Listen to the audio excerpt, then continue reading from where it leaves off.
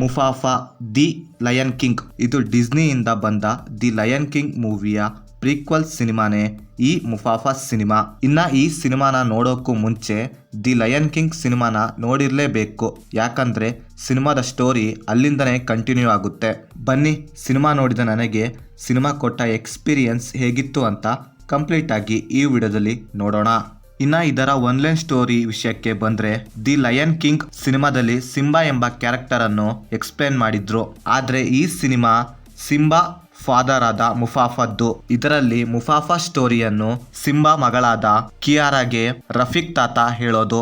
ಮುಫಾಫಾ ಚಿಕ್ಕವನಾಗಿದ್ದಾಗ ಒಂದು ಪ್ರವಾಹದಿಂದ ತಂದೆ ತಾಯಿಯಿಂದ ದೂರಾಗಿ ಅನಾಥನಾಗ್ತಾನೆ.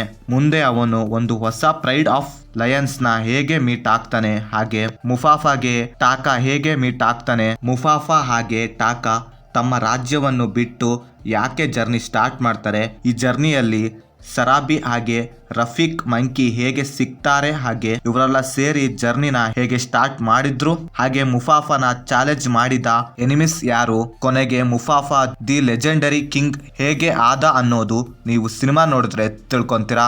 ಇದರಲ್ಲಿ ನನಗೆ ಇಷ್ಟವಾಗಿದ್ದು ವಿಜುವಲ್ಸ್. ನಿಜವಾಗಿಯೂ ರಿಯಲಿಸ್ಟಿಕ್ ಆಗಿತ್ತು. ಪ್ರಾಪರ್ ಆಗಿ VFX ಹಾಗೆ ಗ್ರಾಫಿಕ್ ಅನ್ನು ಯೂಸ್ ಮಾಡ್ಕೊಂಡಿದ್ದಾರೆ. ಅದು ಯಾವ ಲೆವೆಲಿಗೆ ಅಂದ್ರೆ VFX ಗ್ರಾಫಿಕ್ ಅನ್ನು ಯೂಸ್ ಮಾಡ್ಕೊಂಡಿದ್ದಾರೆ ಅಂತ ಅನ್ಸೋದೇ ಇಲ್ಲ.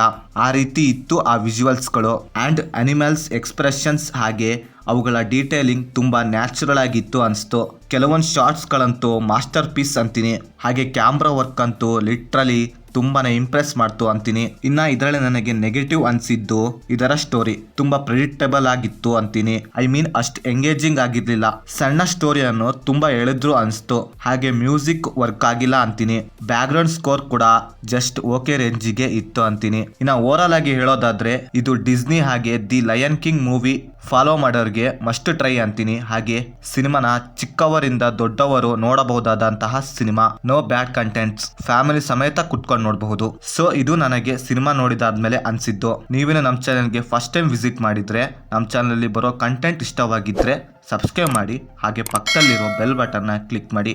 ಮತ್ತೆ ಬೇರೆ ವಿಡಿಯೋದೊಂದಿಗೆ ಆದಷ್ಟು ಬೇಗ ಸಿಗುವ. By friends.